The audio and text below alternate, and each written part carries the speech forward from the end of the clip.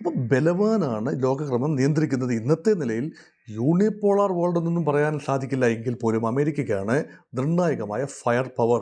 United Nations കാലയവരികയ്ക്കുള്ളിൽ മറഞ്ഞുകൊണ്ടിരിക്കുന്നു. പ്രഹരശേഷിയില്ലാത്ത ഒരു സംഘടന. No teeth for UN. എന്തുകൊണ്ടാണ്? അമേരിക്കയുടെ ആയുധങ്ങൾ ലോക വിപണിയിൽ വിറ്റഴിയണമെങ്കിൽ ബലം പ്രയോഗിച്ചുകൊണ്ടേയിരിക്കണം. അങ്ങനെ പ്രഹരശേഷി കാട്ടിക്കൊണ്ടേയിരിക്കണം. നിരന്തരം പാർലമെൻറ്റിനെ, അമേരിക്കൻ ലെജിസ്ലേച്ചറായ അമേരിക്കൻ കോൺഗ്രസിനെ സർപ്പാസ് ചെയ്തുകൊണ്ട്, ബൈപ്പാസ് ചെയ്തുകൊണ്ട് എക്സിക്യൂട്ടീവ് അതോറിറ്റിയിൽ എല്ലാം നടത്തിയെടുക്കുക എന്ന ട്രംപിൻ്റെ നയം അമേരിക്കയ്ക്കുള്ളിൽ വലിയ പ്രതിഷേധമാണ്. യുദ്ധം ഒരു മേഖലയെ മാത്രമല്ല ബാധിക്കുന്നത്, ലോക വിപണികളെ, ലോക വ്യവസ്ഥയെ ആകമാനം തകിടം മറിക്കാൻ പോകുന്നതാണ് തന്ത്രപ്രധാനമായ പശ്ചിമേഷ്യയിലെ യുദ്ധം. സ്വർണ്ണവില ഇപ്പോൾ തന്നെ 1,25,000 കടന്ന് നീങ്ങുന്നു. അത് 1,50,000 രൂപ ഒരു പവന് എന്ന നിലയിലേക്കും അതിനേക്കാൾ മുകളിലേക്കും സ്വീകാര്യമായ ലെവലിലേക്ക് സ്വർണ്ണവില ഉയരാനുള്ള സാധ്യത തള്ളിക്കളയാനാവില്ല. അതുകൊണ്ട് ഇപ്പോൾ കയറ്റം കണ്ട് വാങ്ങി വയ്ക്കുകയും പിന്നീട് അത് ആപ്പിലാവുകയും ചെയ്യുന്ന അവസ്ഥ, അത് ഓഹരികളാകട്ടെ സ്വർണമാകട്ടെ, ഇപ്പോൾ തിളങ്ങുന്ന ഒന്നും തന്നെ നാളെ തിളക്കമുള്ളതാകണമെന്നില്ല. ഒരു സംഘർഷ സമയത്ത് പരമാവധി സുരക്ഷിതമായ അകലം പാലിക്കുക. ഡോക്ടർ മോഹൻ വർഗീസ്, യാതൊരു കൂസലുമില്ലാതെയുള്ള അമേരിക്കയുടെ ഏകപക്ഷീയമായ നയങ്ങളാണ് പശ്ചിമേഷ്യയുടെ ഇന്നത്തെ അവസ്ഥയ്ക്ക് കാരണമെന്നാണ് പലരും പറയുന്നത്. ഈ പുതിയ ലോകക്രമം കയ്യുക്കുള്ളവൻ കാര്യക്കാരൻ എന്ന സംവിധാനത്തിലേക്കായോ? ലോകക്രമം എക്കാലത്തും കയ്യൂക്കുള്ളവൻ്റേതായിരുന്നു. കയ്യൂക്കുള്ളവൻ നിയന്ത്രിക്കുന്ന ഒരു ലോകക്രമം. റോമൻ ആധിപത്യകാലത്ത് അങ്ങനെയായിരുന്നു. Pax Romana, Rome dictate the peace, അല്ലെങ്കിൽ റോമൻ ഡിക്റ്റേറ്റഡ് പീസ്, റോമൻ സമാധാനം, വാൾമുനയിൽ കെട്ടിപ്പടുത്ത റോമൻ സമാധാനം. ഇടക്കാലം കഴിഞ്ഞപ്പോൾ ബ്രിട്ടീഷുകാർ 18, 19, 20 നൂറ്റാണ്ടിൻ്റെ പകുതി വരെ പാക്സ് ബ്രിട്ടാനിക്ക, അതായത് ബ്രിട്ടൻ കൽപ്പിക്കുന്ന സമാധാനം, അതായത് എല്ലാ റോഡുകളും, all roads once led to Rome, later all roads lead to UK അല്ലെങ്കിൽ ലണ്ടൻ. ഇടയ്ക്ക് പല സാമ്രാജ്യങ്ങളുണ്ടായി. അപ്പോൾ ബലവാനാണ് ലോകക്രമം നിയന്ത്രിക്കുന്നത്. ഇന്നത്തെ നിലയിൽ യൂണിപോളാർ വേൾഡ് എന്നൊന്നും പറയാൻ സാധിക്കില്ല എങ്കിൽ പോലും അമേരിക്കയ്ക്കാണ് നിർണായകമായ fire power, economic power, tenacity, willingness, ഒരു തരം ഗുണ്ടായിസം. ഇത് കാലാകാലങ്ങളിൽ ഓരോ രാജ്യത്തിൻ്റെയാണ്. ഇപ്പോൾ അത് അമേരിക്കയുടേതാണ്. ഇതിന് അപവാദമായിട്ടുണ്ടായിരുന്ന 1945 മുതൽ 1990 വരെ ഉണ്ടായിരുന്ന ശീതയുദ്ധകാലത്ത് സോവിയറ്റ് യൂണിയൻ മറുപക്ഷത്തുണ്ടായിരുന്നതുകൊണ്ട് അടിയും തിരിച്ചടിയുമായി നിൽക്കാതെ ബലാബലം കണ്ണുരുട്ടി മാത്രം നിന്നു. കാരണം അടിച്ചാൽ തിരിച്ചടി ഉണ്ടാകും, സർവനാശമായിരിക്കും ഫലം. എല്ലാം മാനവശക്തികളാണ്, സോവിയറ്റ് യൂണിയനും അമേരിക്കയും. അതുകൊണ്ടുണ്ടായിരുന്നൊരു സമാധാനം. ഇപ്പോഴങ്ങനെയല്ല. യുണൈറ്റഡ് നേഷൻസ് കാലയവരികയ്ക്കുള്ളിൽ മറഞ്ഞുകൊണ്ടിരിക്കുന്നു. പ്രഹരശേഷിയില്ലാത്ത ഒരു സംഘടന. No teeth for UN. അങ്ങനെ വരുമ്പോൾ ഇതൊരു asymmetrical world order favouring the strong. അതായത് അമേരിക്കയാണ് ഇപ്പോഴത്തെ സ്ട്രോങ് പവർ. അതുകൊണ്ടാണ് അമേരിക്ക ഇപ്പോൾ ഉദ്ദേശിക്കുന്നിടത്ത് കാര്യങ്ങൾ എത്തിച്ചു നിർത്തും. ചർച്ച തന്നെ എന്തിനു വേണ്ടിയായിരുന്നു ചർച്ച? ഇറാനെ ആക്രമിക്കുന്നതിന് മുൻപുള്ള ഒരു പ്രഹസനമായിരുന്നു ഈ ചർച്ച എന്ന് വേണ്ടി നമ്മൾ കരുതാൻ. പല വിട്ടുവീഴ്ചകൾക്കും ഇറാൻ തയ്യാറായിരുന്നു. ആണവ പദ്ധതി ഉപേക്ഷിക്കാൻ തയ്യാറല്ല എങ്കിൽ പോലും ആണവായുധ നിർമ്മാണത്തിൽ നിന്ന് ഞങ്ങൾ പിന്മാറുന്നു, ഉറപ്പ് നൽകാൻ തയ്യാറാണ്, എല്ലാ പരിശോധനകളും നിങ്ങൾ നടത്തിക്കൊള്ളൂ, എന്താണ് വേണ്ടത് ഞങ്ങൾ ചെയ്തു തരാം. പക്ഷേ മിസൈലുകൾ ഉപേക്ഷിക്കാൻ പറ്റില്ലല്ലോ. അതുകൊണ്ട് ഈ ആണവ വിഷയമെങ്കിൽ തങ്ങൾ സഹകരിക്കാൻ തയ്യാറാണ് എന്ന് ഇറാൻ പറയുമ്പോഴും, അല്ല, ഞങ്ങൾ ആക്രമിച്ച് കീഴടക്കിക്കൊള്ളാം, ഞങ്ങളുടെ ലക്ഷ്യങ്ങൾ മറ്റ് ചിലതാണ്, നിങ്ങൾക്കത് തരാനാവില്ല, ചർച്ചയിലൂടെ തരാനാവില്ല എന്ന് പറയുമ്പോൾ ബലപ്രയോഗം എന്ന് പറയുന്നത് അമേരിക്കയുടെ രീതിശാസ്ത്രമായി മാറുന്നു. എന്തുകൊണ്ടാണ്? അമേരിക്കയുടെ ആയുധങ്ങൾ ലോക വിപണിയിൽ വിറ്റഴിയണമെങ്കിൽ ബലം പ്രയോഗിച്ചുകൊണ്ടേയിരിക്കണം. അങ്ങനെ പ്രഹരശേഷി കാട്ടിക്കൊണ്ടേയിരിക്കണം. ഏതായാലും B-2 സ്റ്റെൽത്ത് ബോംബേഴ്സ് ഒന്നും അമേരിക്ക വിൽക്കാൻ ഉദ്ദേശിക്കുന്നില്ല. F-22 റാഫ്റ്റേഴ്സും ഒരുപക്ഷെ അങ്ങനെ ചോദിക്കുന്നവർക്കെല്ലാം കൊടുക്കാൻ കഴിയില്ല. പക്ഷേ ഒരു തലമുറ കഴിഞ്ഞ കാലഹരണപ്പെട്ട യുദ്ധവിമാനങ്ങളൊക്കെ കച്ചവടം ചെയ്യാനാവും. ടെക്നോളജി ഏറ്റവും ആധുനികമായത് കൈമാറാനാവില്ല എങ്കിലും. അപ്പോൾ ഇതൊക്കെ ഒരു മിലിറ്ററി ഇൻഡസ്ട്രിയൽ കോംപ്ലക്സിൻ്റെ വളർച്ച. പിന്നെ ഭീതിതമായൊരു അന്തരീക്ഷം ജനറേറ്റ് ചെയ്ത് രാജ്യങ്ങളുടെ റിസോഴ്സുകൾ പരമാവധി തങ്ങളിലൂടെ വിനിമയം ചെയ്യപ്പെടണം. അതാണ് ഓയിൽ റിസോഴ്സസ്. ലോകത്ത് 3ാമത്തെ വലിയ എണ്ണസമ്പന്നമായ രാജ്യമാണ് ഇറാൻ, അല്ലേ? അപ്പം ഏറ്റവും വലുത് വെനിസ്വേലയാണ്. അത് കീഴടക്കി കഴിഞ്ഞു. ഇനി ഇറാനെ കീഴടക്കാനുള്ള അവസരം, അത് ബലപ്രയോഗത്തിലൂടെ മാത്രമേ പറ്റൂ. തരാമോ എന്ന് ചോദിച്ചാൽ ഇറാൻ്റെ എണ്ണയുടെ പിന്നിലെ ഒരു കൺട്രോൾ ഇറാൻ നൽകില്ലല്ലോ. ദേശസാൽക്കരിച്ച് പോവില്ലേ? അപ്പോൾ പിന്നെ വഴി എന്തെങ്കിലും തൊടുന്യായം പറഞ്ഞുകൊണ്ട്, മുൻപ് സദ്ദാം ഹുസൈനെ കീഴടക്കാൻ പറഞ്ഞത് രാസായുധമുണ്ട്, ജൈവായുധമുണ്ട് എന്നൊക്കെ പറഞ്ഞു. ഇപ്പോൾ ഇറാനെ കീഴടക്കാൻ പറയുന്നു, ആണവായുധം നിങ്ങൾ ഉണ്ടാക്കും, അതുകൊണ്ട് ഞങ്ങൾ എതിർക്കുന്നു. എപ്പോഴും അമേരിക്കയ്ക്ക് പറയാൻ ഒരു ന്യായമുണ്ടാകും. ഈ ന്യായം എപ്പോഴും ബലവാനായ ശക്തിമാനായ രാജ്യം തങ്ങളുടെ ഇംഗിതം ബലഹീനന്മാർക്ക് നേരെ നടത്തിയെടുക്കാൻ വേണ്ടി പറയുന്ന ന്യായങ്ങൾക്ക് ഉപരിയായ ഒരു ധാർമ്മികതയും ഇതിന് പിന്നിൽ കൽപ്പിക്കേണ്ടതില്ല. ഇത് തന്നെയാണ് അമേരിക്ക ഇറാൻ്റെ കാര്യത്തിലും ഇപ്പോൾ ചെയ്തിരിക്കുന്നത്.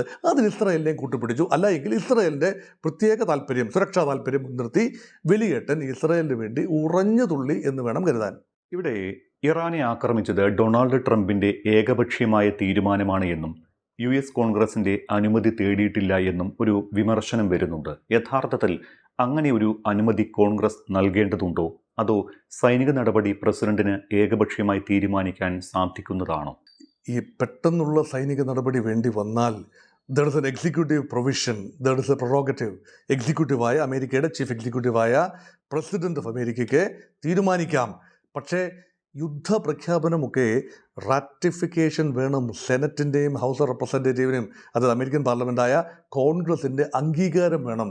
ഈ അംഗീകാരം ഇല്ലാതെയാണ് ട്രംപ് പല കാര്യങ്ങളും ചെയ്തുകൊണ്ടിരിക്കുന്നത്. നോക്കൂ, 1977 ഒരു ലെജിസ്ലേഷൻ്റെ മറ പറ്റി ഏകപക്ഷീയമായി ടാരിഫുകൾ, ഈ റെസിപ്രോക്കൽ ടാരിഫ്, പിന്നീട് പിഴ ടാരിഫ് ഒക്കെ രാജ്യങ്ങൾക്കെതിരെ അടിച്ചങ്ങോട്ട് കൊടുക്കുകയാണ്. ഇതാണ് സുപ്രീം കോടതി കഴിഞ്ഞ മാസം അത് ശരിയല്ല, അത് നിയമപരമല്ല, അതിനുള്ള അവകാശം, അധികാരം അമേരിക്കൻ പ്രസിഡന്റിനില്ല, അതുകൊണ്ട് ട്രംപ് ചെയ്തത് തെറ്റ് എന്ന് പറഞ്ഞത് ആ പശ്ചാത്തലത്തിൽ സമാനമായ കാര്യമാണ് യുദ്ധപ്രഖ്യാപനം. ഒരു ആവശ്യം വരുമ്പോൾ യുദ്ധനീക്കങ്ങൾ ചെയ്യാം. പക്ഷേ നിരന്തരം പാർലമെൻറ്റിനെ, അമേരിക്കൻ ലെജിസ്ലേച്ചറായ അമേരിക്കൻ കോൺഗ്രസിനെ സർപ്പാസ് ചെയ്തുകൊണ്ട്, ബൈപ്പാസ് ചെയ്തുകൊണ്ട് എക്സിക്യൂട്ടീവ് അതോറിറ്റിയിൽ എല്ലാം നടത്തിയെടുക്കുക എന്ന ട്രംപിൻ്റെ നയം അമേരിക്കയ്ക്കുള്ളിൽ വലിയ പ്രതിഷേധമാണ്. അതുകൊണ്ടാണ് അമേരിക്കൻ കോൺഗ്രസിനുള്ളിൽ ഒരു പ്രതിഷേധ വോട്ട് വരുന്നു. ട്രംപിനെ തിരുത്താൻ ആർക്കെങ്കിലും കഴിയുമെങ്കിൽ അത് അമേരിക്കൻ ജനതയ്ക്കാണ്. അതിന് ഏറെ കാത്തിരിക്കേണ്ടി വരും. ഇപ്പോൾ അമേരിക്കൻ പ്രസിഡന്റ് തിരഞ്ഞെടുപ്പ് 4 വർഷത്തേക്കാണ്. പിന്നെ പ്രസിഡന്റ് ഇംപീച്ച് ചെയ്യാനുള്ള അവകാശം അമേരിക്കൻ പാർലമെൻറ്റിനാണ്. അത് ചെയ്യണമെങ്കിൽ ചില ഘടനാപരമായ കാര്യങ്ങൾ വേണം, ചാർജ് ഷീറ്റ് ഉണ്ടാകണം. അപ്പോൾ ഇതൊക്കെ അത്ര എളുപ്പമുള്ള കാര്യങ്ങളല്ല. ഒരിക്കലും അങ്ങനെ ആ രീതിയിൽ അമേരിക്കൻ പ്രസിഡന്റുമാർ ഇംപീച്ച് ചെയ്യപ്പെടാറുമില്ല. ആ പ്രമേയമൊക്കെ വരാറുണ്ട്, അത് അവസാനം ഫിസിൽ ഔട്ട് ചെയ്ത് പോകും. അതുകൊണ്ട് ട്രംപ് ബെല്ലും ബ്രേക്കും ഇല്ലാതെ നീങ്ങുമ്പോൾ പുച്ചക്കാർ മണികെട്ടും എന്ന ചോദ്യത്തിന് അതിന് കോൺഗ്രസ്സാണ്, കോൺഗ്രസ് എന്ന് പറഞ്ഞാൽ അമേരിക്കൻ പാർലമെൻറ്റായ കോൺഗ്രസ്സാണ് ഉചിതമായ സമിതി. അതുകൊണ്ട് കോൺഗ്രഷണൽ റാറ്റിഫിക്കേഷൻ എന്ന് പറഞ്ഞാൽ കോൺഗ്രസ് അംഗങ്ങളുടെ കാല് പിടിക്കേണ്ടി വരും.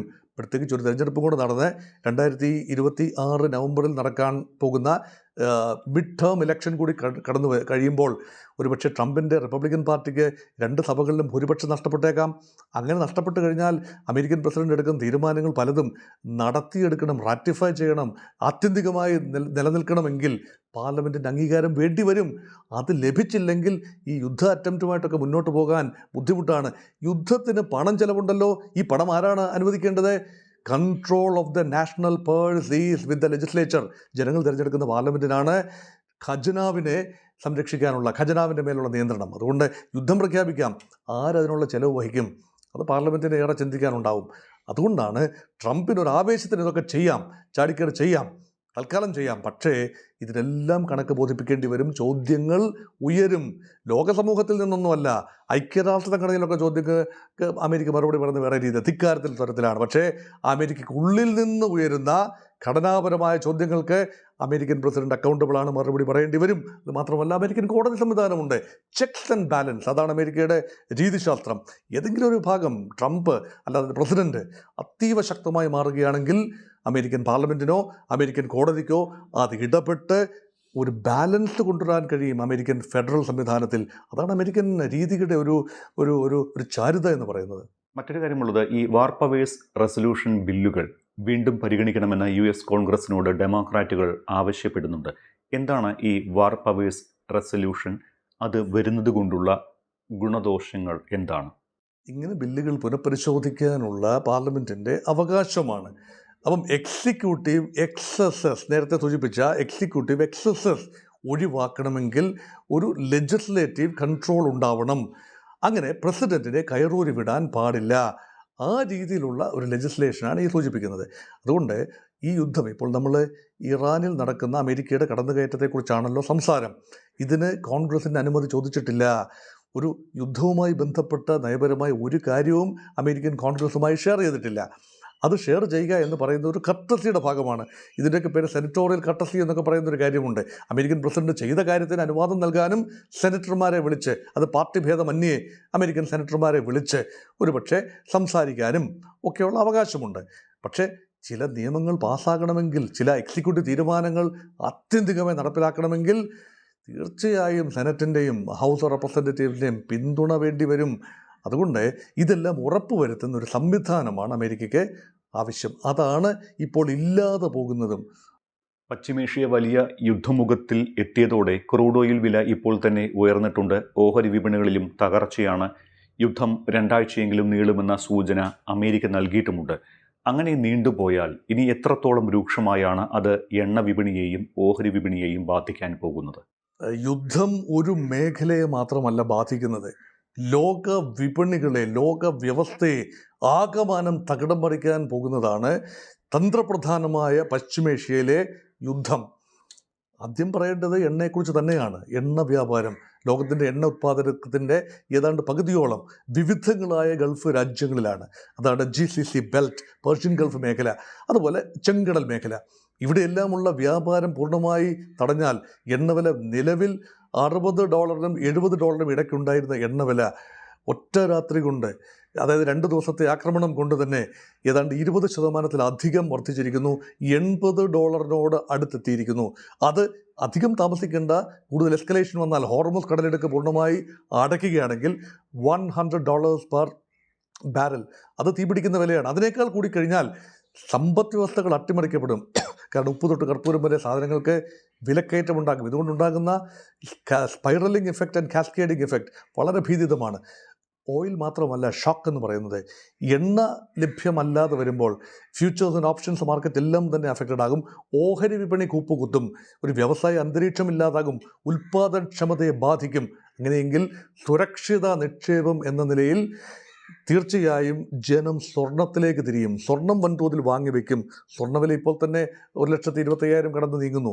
അത് 1,50,000 രൂപ ഒരു പവന് എന്ന നിലയിലേക്കും അതിനേക്കാൾ മുകളിലേക്കും അസ്വീകാര്യമായ ലെവലിലേക്ക് സ്വർണ്ണവില ഉയരാനുള്ള സാധ്യത തള്ളിക്കളയാനാവില്ല.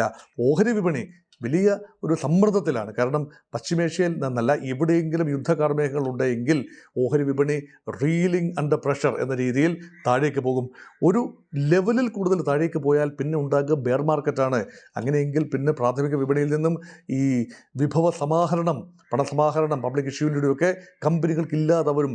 കമ്പനികൾക്ക് വലിയ ക്യാഷ് ഫ്ലോ ഇല്ലാതെ വരും. അതുമാത്രമല്ല, ഓഹരി വിപണി എന്ന് പറയുന്നത് ഒരു വൈബ്രൻറ്റ് ഓഹരി വിപണി തീർച്ചയായും സാമ്പത്തിക വ്യവസായ ആരോഗ്യത്തിന് അത്യന്താപേക്ഷിതമാണ്.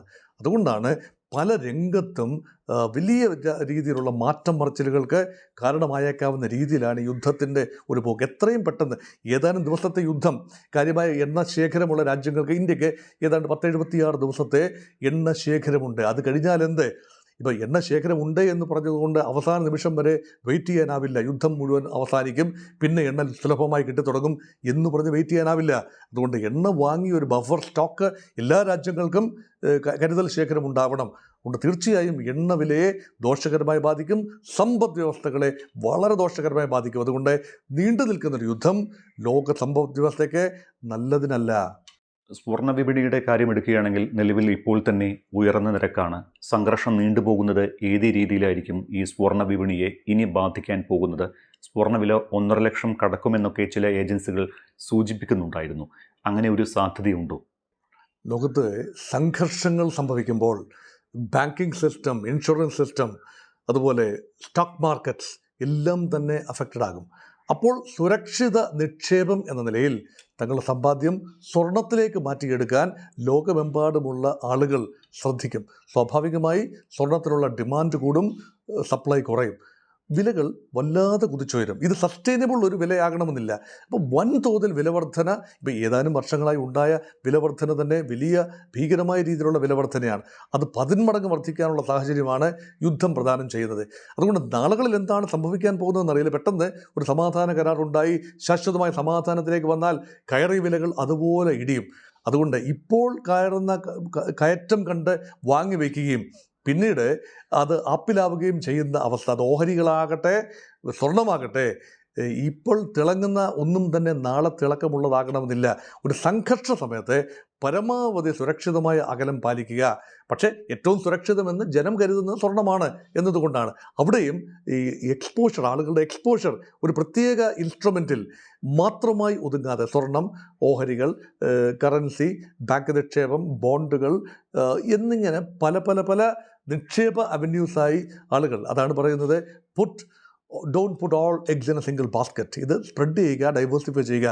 ഈ ഒരു നയം, അതുപോലെ കുറച്ച് കൺസർവേറ്റീവായി ചിന്തിക്കുക. സാമ്പത്തിക വിനിമയങ്ങളുടെ കാര്യത്തിൽ ഒരു യാഥാസ്ഥിക സമീപനം സ്വീകരിക്കുക.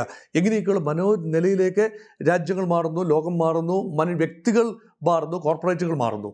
ഇതൊക്കെയാണ് യുദ്ധം കൊണ്ട്, ഈ അവിടെ മധ്യപൗരസ്ത്യ പ്രദേശത്ത് നടക്കുന്ന യുദ്ധം കൊണ്ട് ഉണ്ടാകുന്ന ഒരു സ്പൈറലിംഗ് ഇഫക്റ്റുകൾ ഇങ്ങനെയൊക്കെയാണ് പോകുന്നത്.